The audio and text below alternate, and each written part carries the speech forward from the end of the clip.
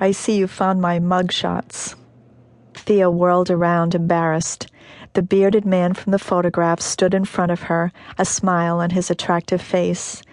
The broad hand that had ushered so many babies into the world stretched toward her. "I'm Ken Holman. What can I do for you?" Theo shook his hand and struggled to find her voice. "I'm Theo Russell," she said, feeling as awkward as a schoolgirl. He had a good handshake, warm and firm. "I know you're busy, Dr. Holman, but if you could spare a few minutes, I'd like to talk to you about breast cancer and abortion." "Theo Russell?" He released her hand and moved to the well-worn leather chair behind the desk. "I don't suppose you're related to... But it doesn't work that way, does it?" He smiled and gestured toward the sofa as he sank into his chair. "Please, just push away whatever you need to. Have a seat." "Thank you." Theo moved the pile of newspapers onto the floor as she sat down, then pulled one of her business cards from her purse. "And no, I'm not related to Theo M. Russell. I've never even met the man. It's just a coincidence that we're both writers. Here's my card." He took the card she offered, gave it a quick glance, then tossed it onto the mountain of paperwork on his desk. Stretching his long legs out beneath the desk, he tented his hands. "Sorry about the mess, but I don't usually entertain people in my office. I do my best work in hospitals." "So I see." Theo nodded toward the pictures on the bulletin board, and the doctor grinned and leaned forward, his blue eyes studying her with mild approval. "Well, if it's any consolation, I'd much rather look at you than the other Theo Russell," Holman said. "I only met him once, and though he's very talented, you're much prettier." Theo looked down at her hands as her cheeks burned. Good grief, had she forgotten how to handle a simple compliment? She had to get a grip on herself. Everything depended now on her professionalism. "Thank you, but I'm not here to be flattered, Doctor," she said, sitting up straighter on the sofa.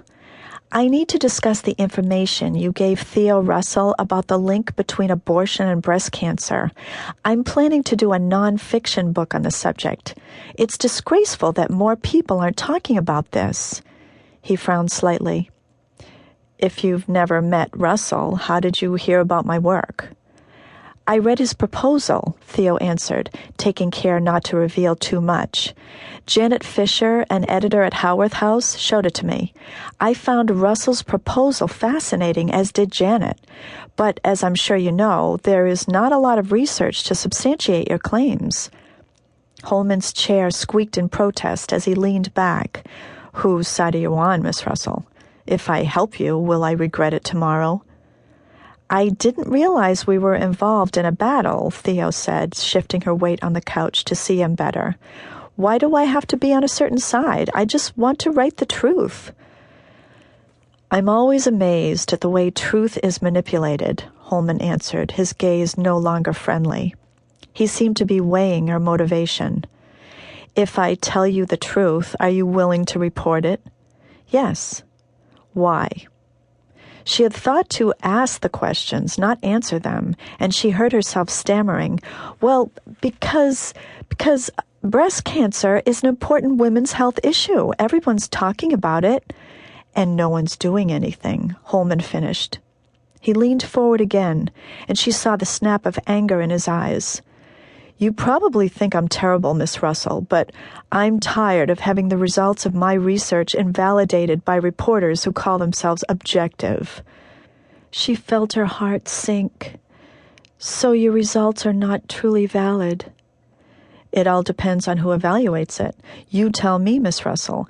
From what you've read, do you feel a link exists between abortion and breast cancer?" She studied him silently. Ken Holman had an honest face. His wide forehead gave way to guarded eyes that shone with intensity. His features were classically sculpted, his eyes direct and piercing. He really wanted to know what she thought, but something told her that if she didn't agree with him, she'd soon be on her way out the door. To keep listening to this audiobook, I've left you a link in the description so you can do it, at no cost thanks to Audible's 30-day free trial.